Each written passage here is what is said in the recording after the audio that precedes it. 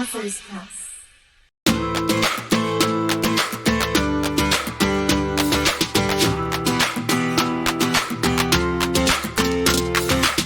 Hi everyone, my name is Nicole Richardson and I'm from Authors Press. Today is October 5th, 2022.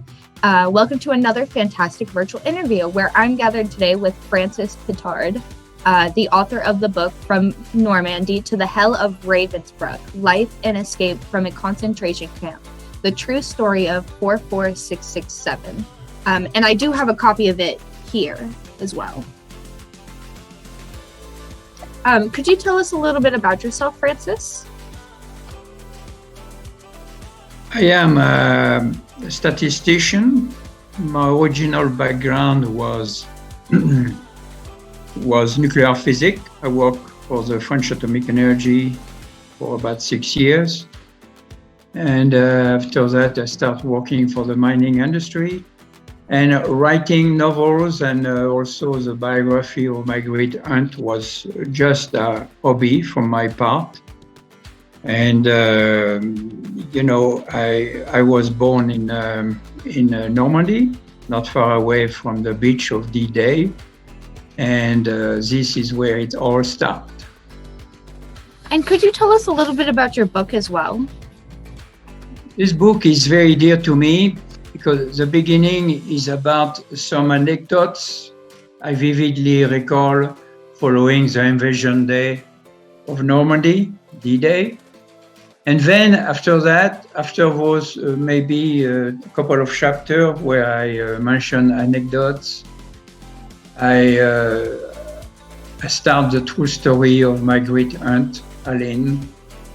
I visited her many times when I was in university in Paris, preparing my degree in chemistry. I was fascinated by her story, most of them very sad and unforgettable. Unforgettable to the point that I did not need to take any notes. Those things you never forget. And you've definitely already touched on this a little bit, but could you tell us what inspired the idea for this book? First, I wanted to describe how we lost our home during the bombing from the Allies, the B-17 fortress. And unfortunately, that day we were not at home. And then after that, I want to describe how low can human beings can become toward their brothers and sisters.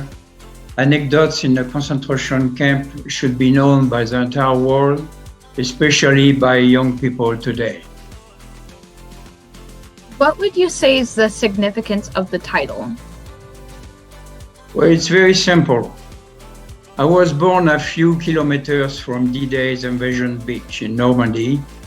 On D-Day, I was almost 3 years old, and I vividly remember many shocking details.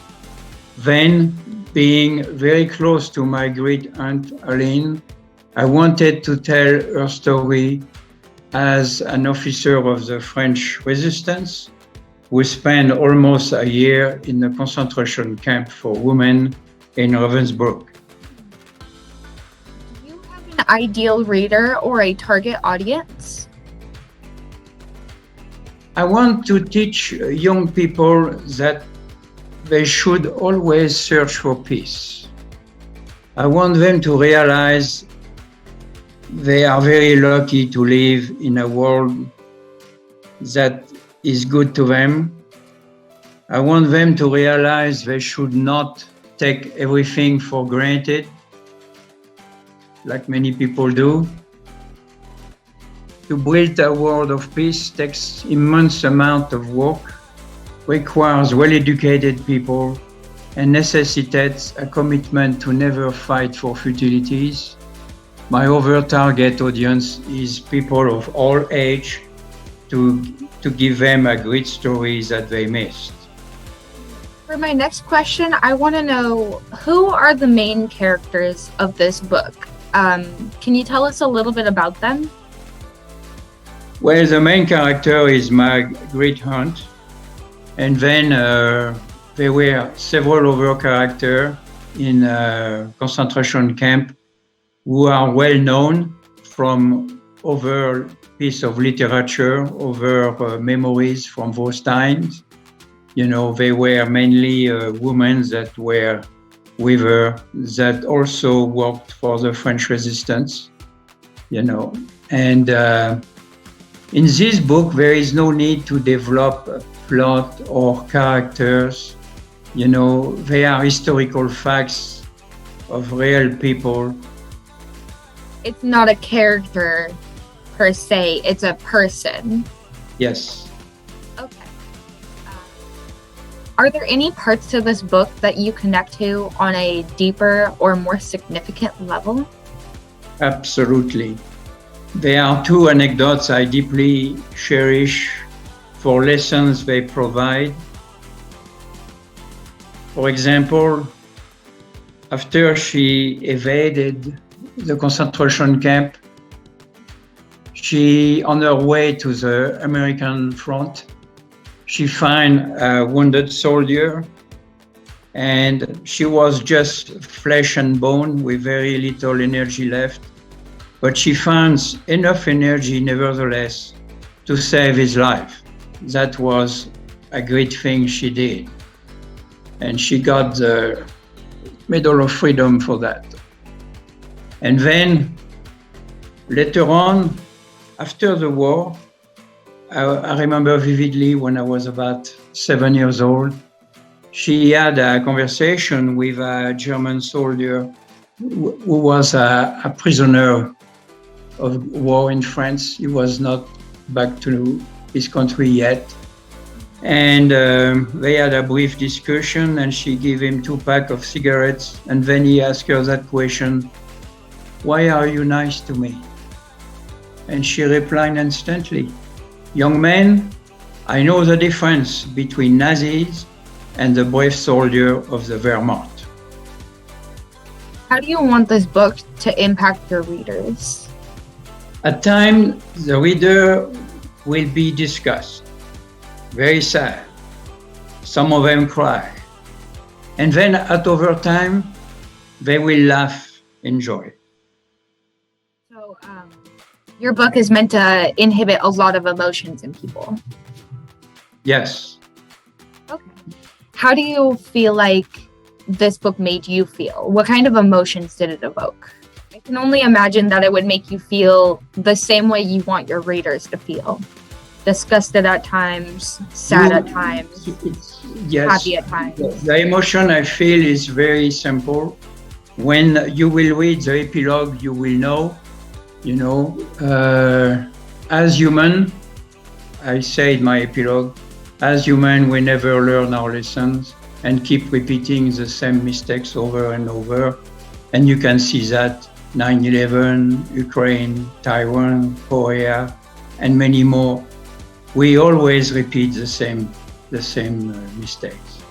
So my emotions are deep because I am not very optimistic about our future and what we are giving to the future generation at that point. What would you say was the hardest part of developing this book? And what would you say was the easiest part? The hardest part was to connect the different anecdotes between those women in a concentration camp.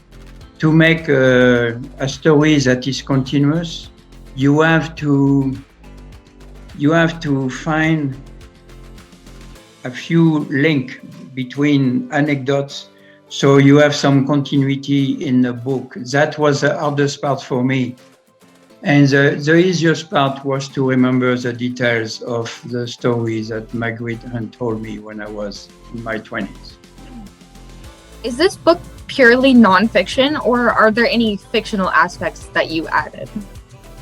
The day-to-day connection between anecdotes, there is a tiny bit of fiction, but very little. I will say 90% of the book is nonfiction. Okay, so it is significantly more nonfiction than fiction. Absolutely. Okay. And I've just got a couple more questions for you before we wrap this up. Are you pleased with the general outcome of this book, or would you change anything if you got the chance? No, I'm very pleased about the book because it was very clear in my mind for 50 years that I wait before I dare writing it. And I won't change anything because those are historical facts. Now, this isn't one of the interview questions, but I'm just curious for myself. Is this the first version that you wrote, or did you write other versions? No, that was the first and last version. Okay, I see. Is there anything else you'd like to talk about or mention before we wrap up the interview? A few things. I may add a few details for you. Absolutely, please do. Many people think of D-Day as a one-day battle that took place in Normandy. This was the tip of the iceberg because the Battle of Normandy, people don't know this. The Battle of Normandy took 8 months to kick the Germans out, okay? And during those 8 months, many cities were destroyed. 250,000 people either died or were missing or were mutilated. It was a terrible time, those 8 months. And this is really what happened. So that is why I wanted to write, especially the anecdotes at the beginning of the book. And then my great aunt had amazing energy. She had a lot of charisma in her eyes. You can tell that by looking at the cover of the book, by the way. She had enormous charisma. And then other things I want to add. We rarely talk about the brave and disciplined soldiers of the Wehrmacht. They did not necessarily agree about everything they were doing. They were following orders. So, and there are some anecdotes in the book that from my parents or my great aunt that clearly show that in a very nice way.